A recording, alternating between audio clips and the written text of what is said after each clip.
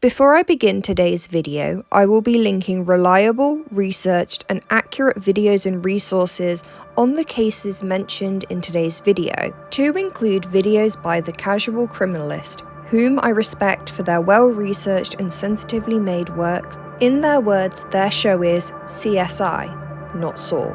I'm not a professional, not a psychologist, psychiatrist, nor a scholar, but I did complete a degree in psychology and criminology. Ryan Murphy needs to be stopped.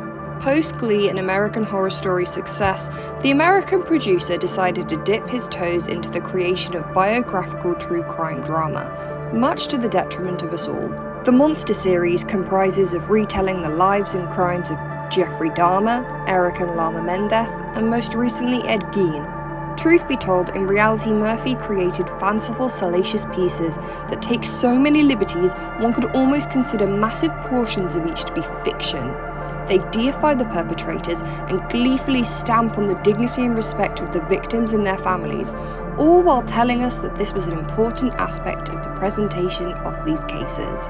I shall firstly rid myself of the asinine retort often brought up by both Murphy himself, to quote in response to unverified aspects being portrayed as an obligation for storytellers and his viewers, that this is a dramatization and aspects will be made more thrilling for an audience by nature. I completely disagree. If you want to write thrilling stories with scandalous aspects, make your own up. This isn't your story. It isn't the story of a loved one. Don't use the bodies of actual people who actually live to fuel your wanton drama. Their graves are not your source of amusement. True crime, in my opinion, is to be clinical, accurate, and respectful. These cases already have enough disturbing content and don't need high drama narratives or unsubstantiated events to be shoehorned in to make it more dramatic. What happened to these people, these victims and survivors and their loved ones, is horrific in and of itself. I shall not be able to delve into every single inaccuracy and outright lie portrayed in all three of the installments, but I shall outline a few of the most egregious ones, so we can garner the value of honesty, and how this does not align with Murphy's views or intent. Dahmer, Monster, the Jeffrey Dahmer story, released on Netflix September 2022, which is when life became worse for all professionals interested in accurate and respectful biographies of high-profile criminals. It follows the life of Jeffrey Dahmer, a Wisconsin man who ended the lives of 17 men and boys between 1978 and 1991, and assaulted many more. I'll keep that as a summarization of his case, as victims' families have stated they don't wish to relive it. First and foremost, the distaste of the show directly impacts them.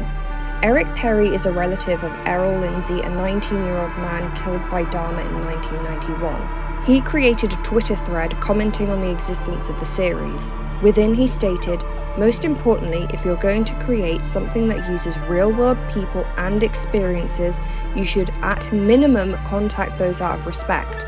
Isabel Lindsay, Errol's sister, echoed this sentiment, stating, "They didn't ask us anything, they just did it." To make a series revolving around the abysmal slaying of a human being and not even ask permission from those who are at its heart is something I am yet to find words for. Isabel was even portrayed in the series. An actress played her, including reenacting a highly emotional moment of raw grief and anger, and no one thought to talk to her? Murphy states there were attempts to contact 20 individuals who are friends and family of victims, but received no response. I have a few things to say to that. Firstly, 20 individuals is nowhere near an adequate amount to be contacting in regards to this case. Dahmer ended the lives of 17 human beings. Contacting 20 people is the equivalent to reaching out to 1.7 of their family and friends. This does not include those who were assaulted by Dahmer and survived. This sounds like a significant lack of effort was afoot with this task. Secondly, no response is a response. These people were traumatized. They lost their son, grandson, uncle, nephew, brother, friend. Someone was lost. This was a real person who have real people who miss them. If they don't want to talk to you, take that as a hint that this is something they do not want to relive and stop. Another shocking fabrication added to the Dahmer case by the show was a portrayal of Dahmer being in a romantic acquaintanceship with one of his victims, Tony Hughes.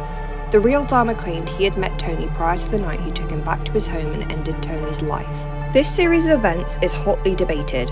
Tony's own mother disputes that Tony and Dahmer had known each other before, and forgive me if I do not entirely believe the recounting of a twisted killer with abandonment issues. However, the show decides to take Dahmer's side on this, and they have a little meet-cute where they write notes to each other and play board games.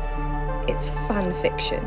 It's Jeffrey Dahmer fan fiction. This is compounded by scenes of Dahmer actor Evan Peters having topless scenes, serving no discernible reason other than objectifying the character. For what? Who wanted topless Dahmer? Case the second. Erik and Lyle Menendez ended the lives of their mother Kitty and father Jose in 1989. I'll profess that I know little about the case and am aware of its complicated nature. I'll even admit I had to look up the correct pronunciation of Menendez, and after looking I'm still convinced I'm not saying it right. Some add a th at the end, others instead using the es. Therefore, I'll leave this one to more educated and well-read individuals on the matter who have issues with Monsters, the Lyle and Erik Menendez installment. Released September 2024, it's been slated for very similar reasons to Dahmer. I will, however, be able to comment on possibly the biggest controversy, the implication of the brothers being in a romantic and carnal relationship. Robert Rand, an expert on the Menendez case, has described these allegations as fantasy, noting how there is no substantial evidence of this relationship ever occurring. Yet again, Murphy has responded to the criticism with its inclusion to be an obligation for storytelling, emphasizing a need to represent different points of view. Again, I refer to my previous response. If you wish to explore different points of view, create an original story instead of using the real names of real people, lest you skew the public opinion of them. Erik and Lyle are very much still alive and awaiting parole hearings in 2028. A Netflix show of this size and beating these streaming records can impact the outcomes of this based on what is shown and how it can affect opinions of others. I will reinforce that this is an extremely complicated case and I cannot fully comment on what I believe should be done in regards to the pair, but remain concerned about how the popularity of media like this can impact the outcome of trials, sentences, and parole hearings. Thirdly, my personal bone to pick. The first part of this video up till now has been scripted. This part is not, because during my psychology and criminology degree, I wrote a 2,000-word piece on Ed Gein. I am extremely confident in my knowledge of the case and the perpetrator and will also supplement existing knowledge with reputable resources. Monster, the Ed Gein story, is the third and most recent in Murphy's Monster anthology, releasing October 2025. Gein, known as the Plainfield Ghoul, is confirmed to have two victims, 51-year-old Mary Hogan in December 1954 and 58-year-old Bernice Warden November 1957. He was also a grave robber digging up resting places of recently deceased females and, well, doing some truly awful things to them. In true Murphy fashion, the large parts of the Monster adaptation of the story is filled to the brim with inaccuracies and falsehoods. To kick things off, Gein is depicted as having romantic and physical relationships in the series with Adeline Watkins and his second victim, Bernice Warden. In regards to the first, she's shown in the Netflix drama to be somewhat of an accomplice to him. I find Watkins to be an unreliable witness, as the real-life individual first professed to having a 20-year relationship with Gein in an interview, and then quickly backtracked, claiming a 7-month on-and-off affair. Gein was also known to work alone and never had assistance with his crimes. The depiction of Gein having a physical relationship with Warden, his actual victim, is also entirely false. They took the life of a woman whose life was ended and body defiled and turned it into a romance subplot. He was deeply troubled, raised to believe women were evil, and the only woman he was interested in having a meaningful relationship with was his mother. His profile doesn't fit a man who would seek or engage in romantic affairs and may have been asexual, whether that be through nature or through the conditioning of his mother. Furthermore, he told doctors at the Central State Hospital that he'd never had a sexual experience. There is no confirmation Henry Gein was killed by his brother. While the circumstances of Henry's death were indeed extremely suspicious, and you can speculate upon it, there is a difference between speculation and portraying something as though it were a fact. Yet again, Henry was a person. He had a partner who had 2 children from a previous relationship, and they were a little family. The reoccurring theme again is that there are people who are alive who may very well be connected to these victims, and then see that person be brutally ended on a Netflix show. I could personally agree that there is a possibility that Ed killed his brother, but I'm not reenacting it on film. I suspect that the Gein case was chosen with the idea that it was in the 1950s and therefore there will be less people connected to the victims around, but that's not exactly how family works. Henry was indeed loved, and there will be people that remember him, biological or not. Number 3. Evelyn Hartley was not a confirmed victim and is still considered a missing person. She disappeared in 1953. Gein has repeatedly denied having any involvement. Evelyn disappeared when she was 14 years old, and she would be 76 today.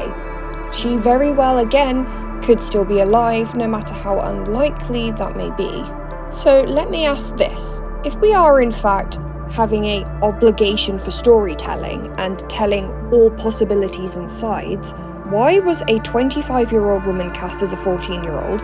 And furthermore, why was that 14-year-old character then put in a scene in her underwear, being tortured? Was that necessary? A quickfire round, shall we?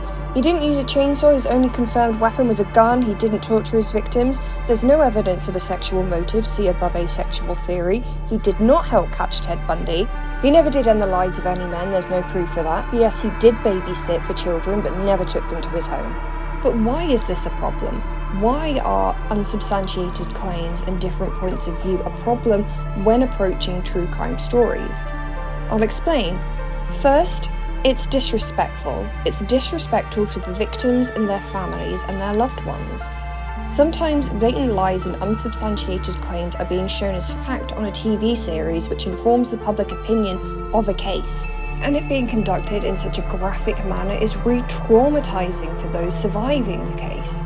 They don't want to have this plastered over the Netflix screen for weeks at a time. They just want to get on with their lives, not revisit the awful things that happened to their loved ones in the past. Furthermore, the show completely misunderstands the purpose of presenting a background for perpetrators. The reason for establishing a background for a perpetrator is to understand their psychology and their psychological profile and try to explain why they did the things they did. It isn't to gain sympathy for them or to create them into a character. It is to pinpoint predispositions that a perpetrator has in their background that may have led them to commit the crimes that they did. While elements such as childhood mistreatment and poverty do not mean that a person will inevitably go out and commit crime, they are risk factors. Nowadays, it is a no-brainer that negative childhood experiences can have psychological impacts. However, it is important to note that psychology is comparatively a new field. The Psychological Society at the University College London was only founded in 1901. It's barely been 115 years since it was officially part of the United Kingdom, in a professional and academic sense. Therefore, case studies such as those that we've mentioned with today's individuals are important for gaining an understanding of what can lead to certain behaviours. That is why we are interested in the backstories and the character profiles of the individuals such as those we've mentioned today, because we want to pinpoint certain things in their background and look at those risk factors and then launch preventative measures for others who may be going through the same or similar things. Instead, Murphy has created a horror-filled drama series based on theatrics. I've spoken a lot in this video and I hope some of you can agree and understand on my point of view. I don't think true crime shows like this are necessarily helpful towards the true crime genre as a whole and for any individuals that it names within the series. I hope you guys enjoyed and I'll see you in the next video. Bye.